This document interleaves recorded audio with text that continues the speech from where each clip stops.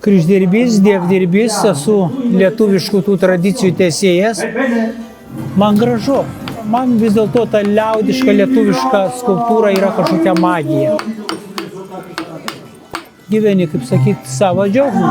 Nu kaip, vis tiek pagrindas yra kaltai. Aišku, didelė skulptūra ar kryžius pradedi, kad apsipjauni tas formas benzopjūklu. Tie mūsų senoliai su kirviais, na, mes dabar žinot, jau su kirviais nebelabai.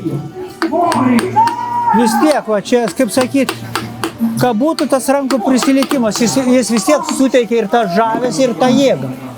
Kenčia prieš tai, bet šiaip angelas saugo, žinokit.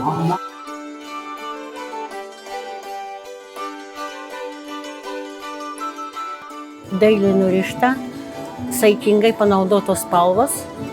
Tai yra verba, kuri ir savo proporciją atitinka, nes verba turi turinį ir formą. Vis dėlto verba pagal savo funkciją, jinai turi būti nurišta iš autentiškų, tikrai džiovintų žolynų ir kartais dar kiekvieno, nu aišku, nuo kiekvieno krašto priklauso, jeigu sakoma, kad ta tokia su kadagiuku ir pašventinta ir sudeginta.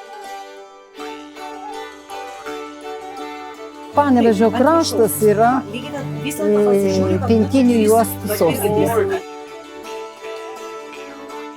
Esu atvykusi iš Panevėžio su savo šeima, Gvydu ir Lina. Žodžiu, mes, kaip sakant, piname įvairių rūšių pintinės juostas, kadangi čia yra tokia šventė ir mes buvom kviesti parodyti, pamokyti, kas norės pinti pintinės juostas.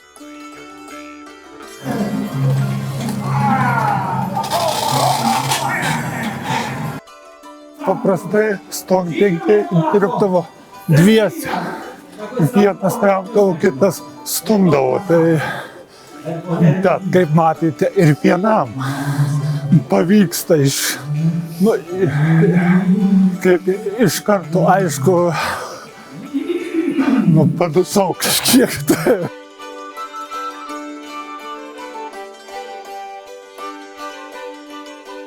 Drebuliai yra ilgaamžiškiausi, neturi sąlyčio su žeme.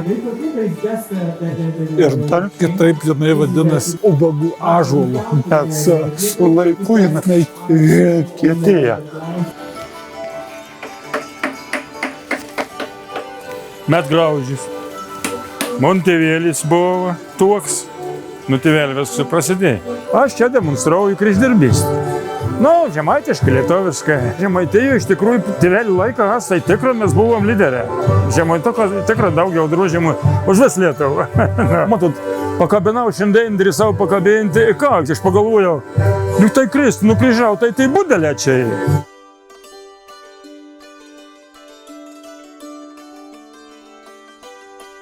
Aš galvoju, kad marginant yra svarbiausia jausmas, kokia aš esu tuo metu, kai sėdu marginti ir mintis. Šiandieniniam pasaulyje įprasta, kad kažkas daroma, kad būtų gražu. Anksčiau taip nebuvo. Prieš 100 metų margintoja ar margintojas norėdavo suteikti prasmę. Dzūkijoje margučiai spalvingiausi. Jie nebijojo spalvų. Kadangi aš pagrinde dirbu su tuščiu lukštu, tai aš naudoju ir augalinius dažus, ir sintetinius. Geras vaškas įsigyjamas pas bitininkus. Renginiai jau ne pirmą ir ne antrą kartą. Visą laiką labai smagu būna. Šiuo metu lyja, bet vis tiek smagu. Išeitis visą laiką yra. Dirbt galima. Šiandien dienos darbas. Lietuvoje pinėjų mažėja. Jaunimo faktiškai neturim dirbančio. Bet krepšių žmonėm reikia grybaut. Pirmiausia, į turgų, į parduotuvę. Naudoja visur.